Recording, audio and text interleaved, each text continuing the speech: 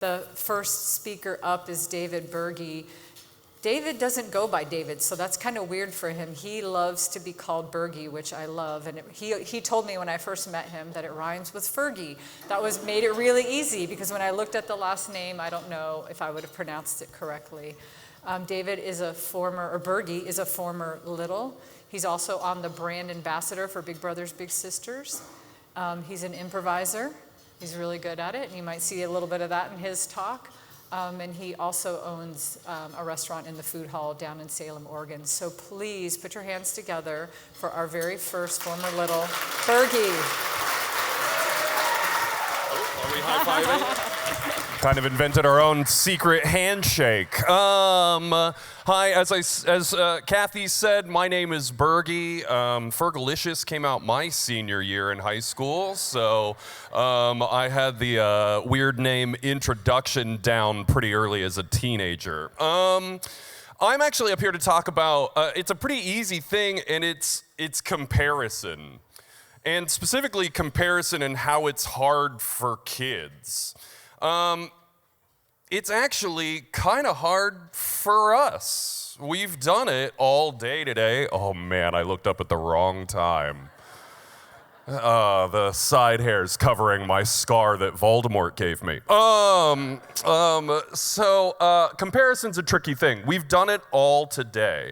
We're maybe doing it now. Looking across, I know I'm doing it. I love these white glasses you have on here, and I thought I was leading outfits, but might be you.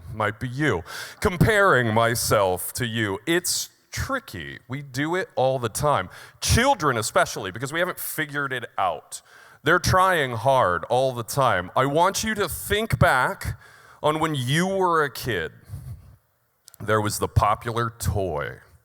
There was the popular video game. There was the popular movie. Now I want you to think about the kid that didn't have those things. Take a sec. We all know the kid. They were there. There was always the kid who you'd bring up a movie. Hey, I saw this. No idea what you're talking about. Didn't see it. Oh, I got this video game for Chris. I got the mine when I was growing up. It was Super Nintendo. And I had Sega Genesis. And that was before being alternative was cool. Left out, put to the side, you know? It helps to have what I like to call common languages. Truly, just seeing the movies that their friends are seeing seems like a simple thing to us, really does. It's a movie, it's whatever. A lot of us don't have time. There's a million of them, there's shows.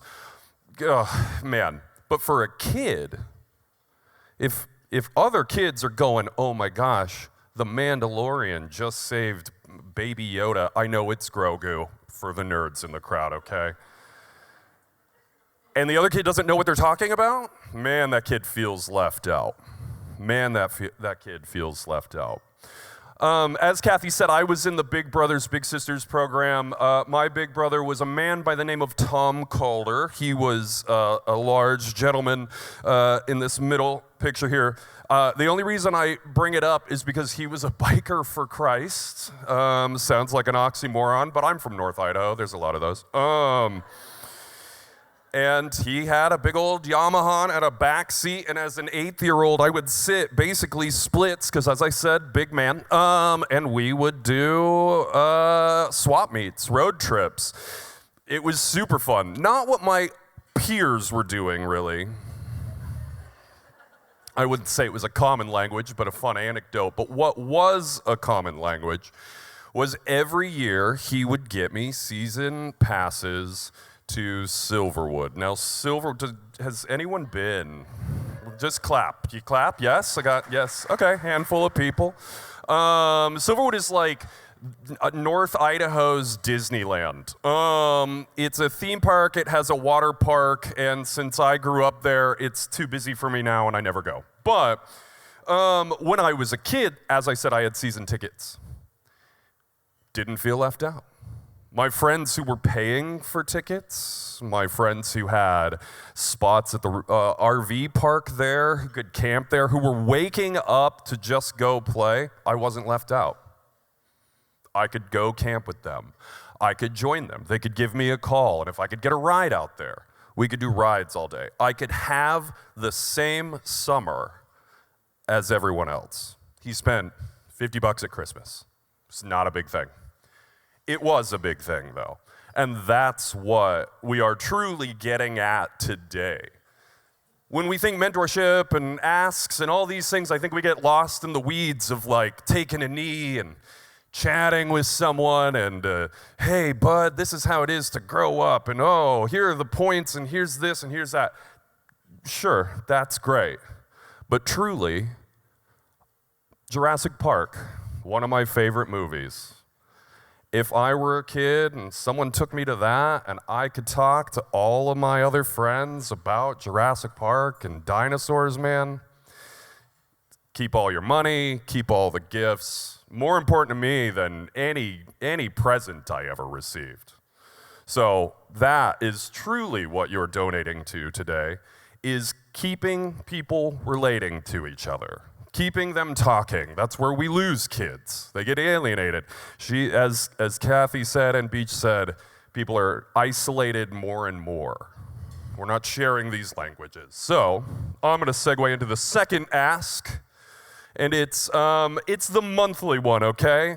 We have, 8 streaming services, all of us. We use 3 of them.